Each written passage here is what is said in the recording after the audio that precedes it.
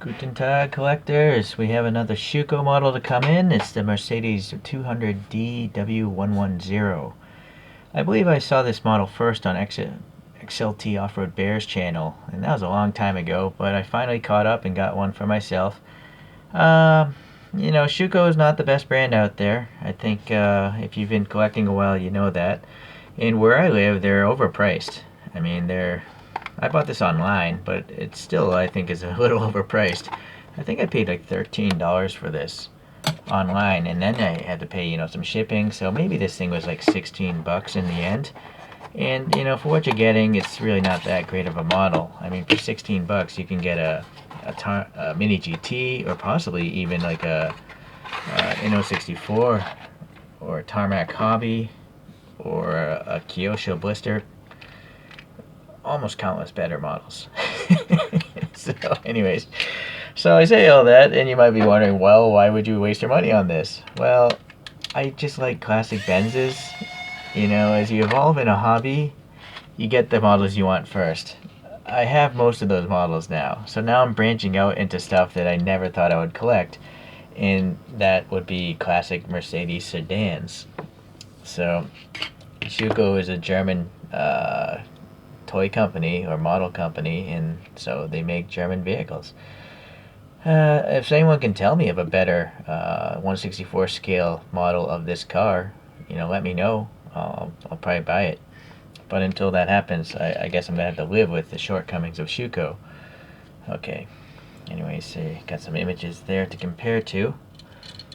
The W110 series from Mercedes. It was available between 1961 to 1968.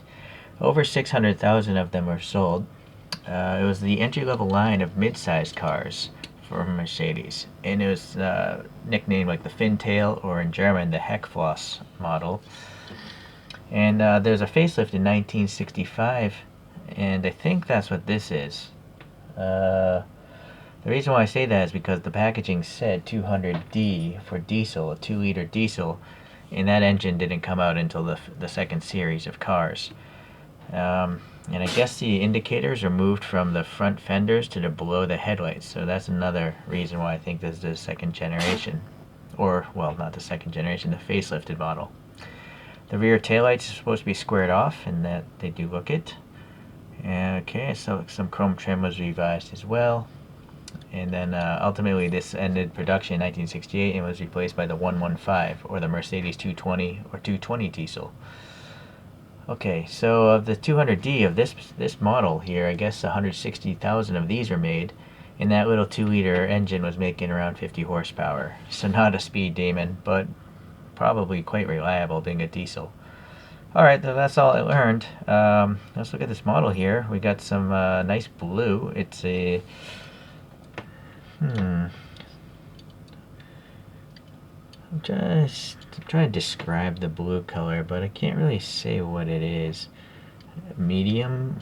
There's something. I can't tell if there's green in there. No, it's just some sort of blue.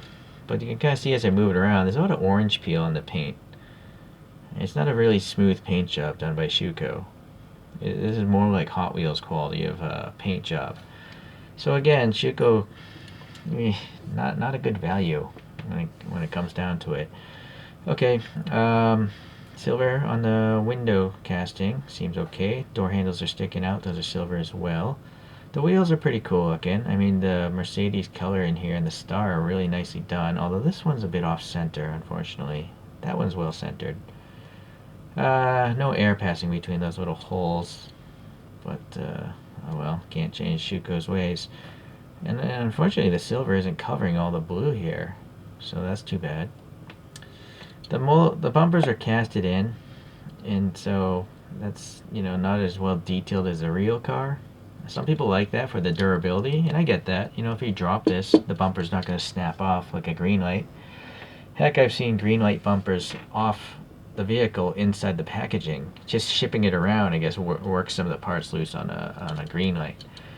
But for me, I do actually prefer the separate bumpers. It just looks more realistic. You got this blue and the silver's not really covering it properly, so. And then naturally the star is pretty cartoonish. It's just way too thick. Today's modern vehicles would have a photo etched piece of metal there, like Mini GT and stuff. Which does lead to the question, like, how old is this thing? And we don't know.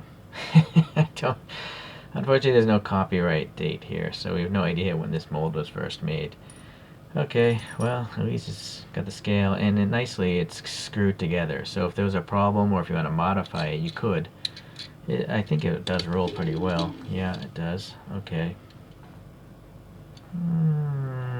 Just looking at the printing on the wheels on this side. So this side, this printing is off, but that one's good. So, yeah, at least the silver on this side is nicer here. And then it seems like there's one molded in mirror here as well. And it's silver, but not on the back side. Or is it? No, my mistake. It is silver on the back side, so that's good. Okay, so there's squared off taillights we see, and they're plastic, and there's some color separation there, so that's pretty good. A little bit of chrome trim painted there, and then the key mechanism and the star, and that's a little bit of a bump it's printed on. That says 200. That's kind of weird.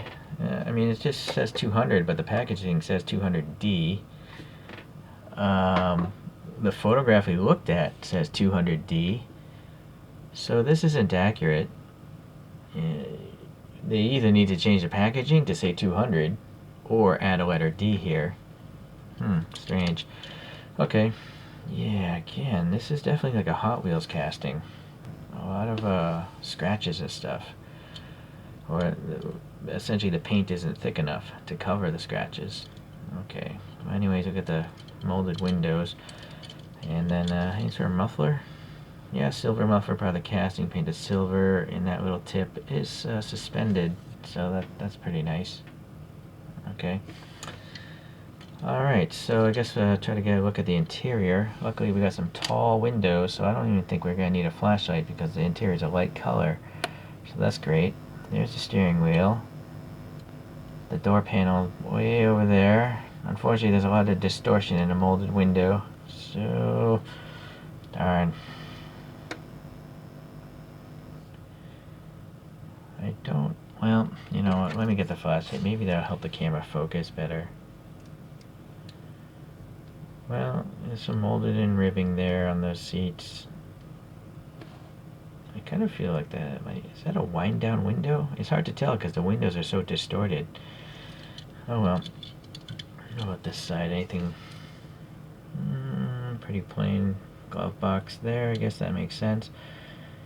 Alright, well, at least the color of the interior isn't just, you know, some dark color where you can't see the details. So it's nice. I like that it's a light tan. These are raised and painted silver wiper blades, so that's a nice little detail. And then there's some silver paint here. So this is an interesting hood design. It kind of goes concave right there, and there's some sort of air scoop. I'm assuming that goes into the passenger cabin. Interesting. Pontoon fenders. Those tires, they're kind of wobbly tires there. Okay, and then those fins there. Not the most prominent fins, really subtle fins in this design. Okay.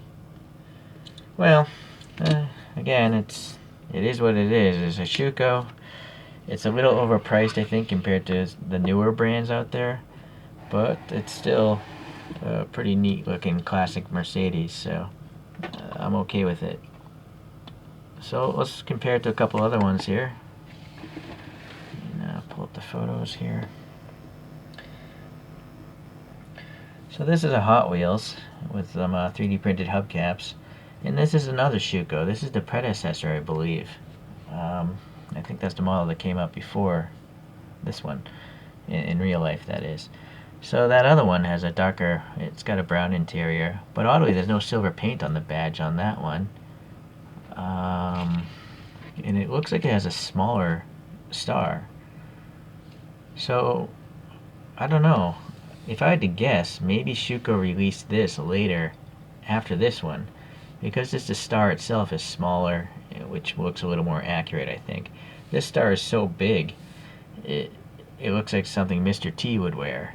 Right? It's a huge, huge emblem. Okay, but I guess it's nice that it's there. I mean, obviously, Hot Wheels doesn't have it at all, but that makes sense. Hot Wheels are toys meant to be durable to go down their racetracks. I don't know if people are racing these types of models down those Hot Wheels tracks. Seems kind of too nice to be chipping the paint on, in my opinion, but do what you will. One thing that's also missing is the grill detail. It doesn't have any mesh in the those black openings, but that is something that the Hot Wheels did capture. Um, and the other Schuco doesn't have anything either. There's just plain black. But you can see a little texture there in the Hot Wheels one. Okay.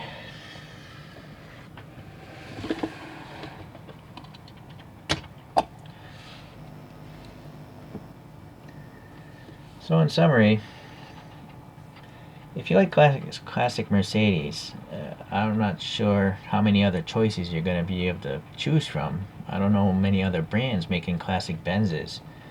Again, if someone knows, please let me know. But this might be the only choice other than Hot Wheels.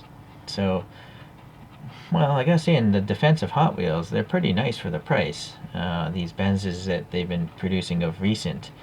So I guess that could be an alternative. But you're never gonna get plastic lights like on a Hot Wheels. But that is something you will get on a Schuco. And then you're gonna get the rubber tires on the Schuco. Granted, these are kind of wobbly tires. So, yeah, those are the differences I'm noticing. But anyhow, I do appreciate you guys chiming in and taking the time to look at these videos. If you like Mercedes, I hope to hear some of your comments. And hopefully I'll see you guys in the next Mercedes review. Thanks for watching.